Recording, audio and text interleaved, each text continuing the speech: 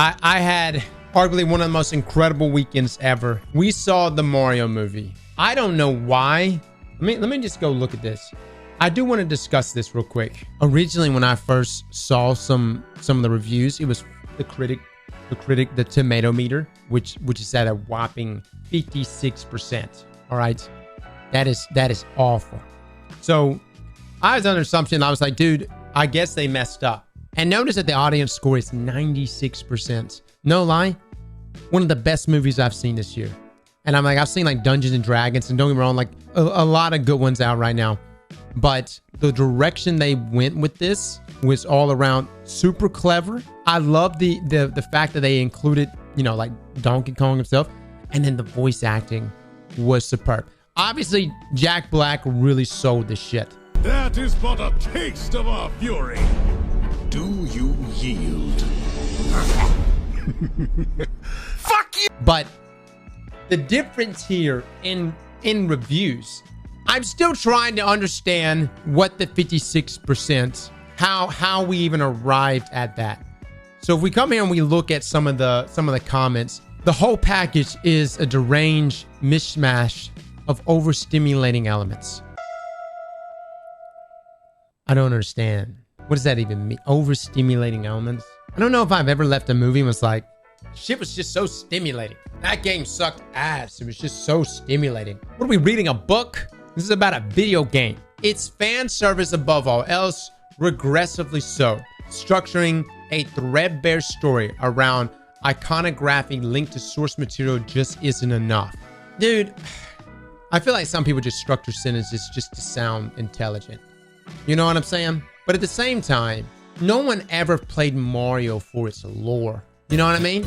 Nobody was ever just like, oh, I love the backstory of Mario and Peach's relationship. You know where I'm coming from? The game. Not only is it a game, it's a kid's game. Based on what? Source material. There is no source material. It's a game. You jump on shit, you smash some shit. That's what Mario's about. A frantic Easter egg hunt of a film that does the bare minimum to please its loyal existing fan base. Okay, Wendy, who doesn't even have a profile picture, sus, as part of that existing fan base. I was extremely pleased. I'm just trying. What existing fan base are you referring to?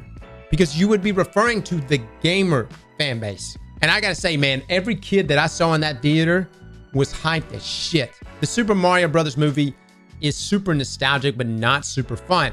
Granted, I haven't regularly played home video games since NBA Jam circa 1995. Thank you, Jeff.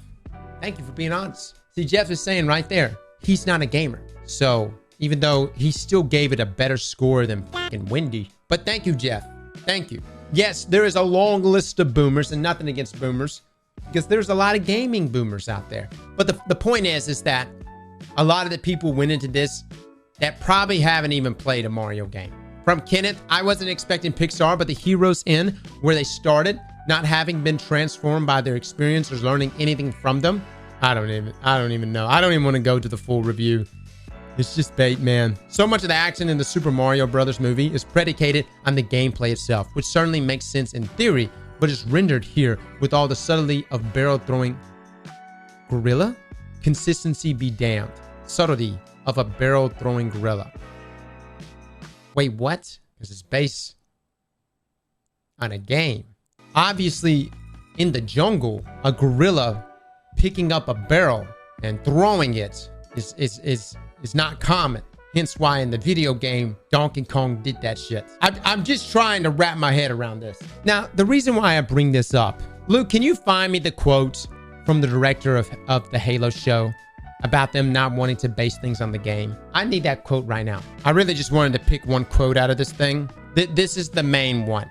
All right, so understand, guys, this bothers me because when you turn a video game into a show, it's extremely important that you stay close to the source material. Halo is a great example of a show that just really veered off into no man's land, and we don't really know why.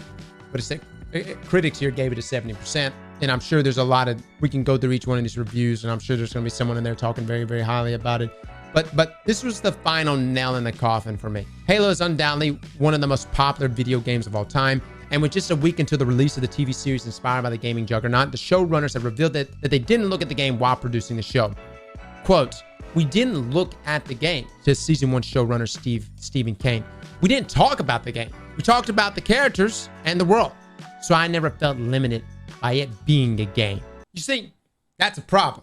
This is up there with Anthem saying we didn't talk about Destiny 2, which, by the way, Anthem was making a game that would be competing directly with Destiny 2. And this is exactly why it sucked ass. This is also why when you go and you look at, let's see, hold on. The Last of Us here, 96%, 89%. So this is actually doing really, really good even on the critic side. But it's because they stayed close to the source material. Now, obviously, there really wasn't much source material to run with here on Mario, but it's a playful game. Therefore, the movie should be playful. So whenever I see comments from these critics going, it's overstimulating. Dude, that is the point. Also, at the same time, I didn't feel overstimulated. I love the cadence of everything. I enjoyed the characters. I like that it wasn't just, for instance, Mario, he didn't have the same, or even Luigi's, they didn't have the same voice acting throughout that was based on their initial commercial or what we initially would assume to be their accent. And it was a really fun movie, and that's the point. Let me just continue reading some of this. Mario's animated movie debut is too safe and passive. More content referencing its source material than playing with it. Again, man, there's no profile pic thingy, man. I distrust it. Claudia here. What it seems to have forgotten is creating an engaging story. It's bland, uninteresting, and cobbled together. From Kevin, it's emotionally bland and yet garish enough to psychologically sedate the preteen Easter audience. Dude, I guess I was a kid, man, because I was very entertained by it. If you're hoping for an experience that would unite the generations around a lovely piece of popcorn cinema, Dungeons & Dragons is still playing. Look, I love Dungeons & Dragons. Fantastic movie. Highly suggest watching it, guys. Like, really, really. It's very good. But they're good for two different reasons. Assaults audience with lots of action and color, but not much reason to care. I will say, as a gamer watching Mario, what I loved was how much of the game actually made its way into the movie. I was actually concerned that not enough was going to be put into the movie from the game, and then not creatively so. So I was extremely impressed how much was actually put in there in such a creative way. They really thought of things outside the box, but still stay true to what we would experience in game, in Mario. Man, it was just hitting me in all the feels, dude. Like, really, really. It's fantastic. It's vibrantly animated, has a wonderful remixed video game music. The music was good. And it's full of nostalgia references from Nintendo's famous IP. The plot and writing are so lazy, so completely hollow that there's nothing super here. Forgettable, disappointing, fun. I don't want to hit you guys with any spoilers, but let me just ask you this. When you think back to Bowser and his reason for his tyranny, or his reason for abducting Peach, I mean, he's not Thanos. This man didn't have this overarching reason for doing any of this. I don't think I've ever played Mario and been like, you know what? I really identify with Bowser. It was just bad guys are bad, good guys are good. We're saving the princess. That's literally it. That's Mario in a nutshell. Kids may have the time of their lives watching the Super Mario Brothers movie, but for most adults, this is game over. Oh man, what? I had to throw in. She's like, gotta put in game over. Gotta sound like a gamer here. All right, I gotta quit dunking on the critics. An 80-minute speed run through Mario World with a little in the way of the fun that actually makes the video games themselves special, crammed full of generic fan service that would be lost on at least half of the viewers. Well, I think that it was definitely entertaining to both. Obviously, like, the kids didn't get the 80s music that was thrown in there, but it's still fun music. Still definitely went with it. That's it. I've got... All I can say is that it's a fantastic movie, a wonderful, wonderful movie. As an adult now who played Mario games growing up, who does often play Mario games with his kids, I loved it. I very much enjoyed it. I thought it was great. Again, keep in mind, critics, dude, I don't know. I feel like a lot of these guys probably have never even played a Mario game. I'm glad one of them admitted it. At the same time, when you have quotes like this, we didn't look at the game. We didn't talk about the game. Man. And understand, quotes like this excites a critic, or at least a critic that's never actually played the game. Also, that quote, it didn't pay off. It didn't pay off. Just saying. All right, to Destiny. Slap that like button like your mama told you right.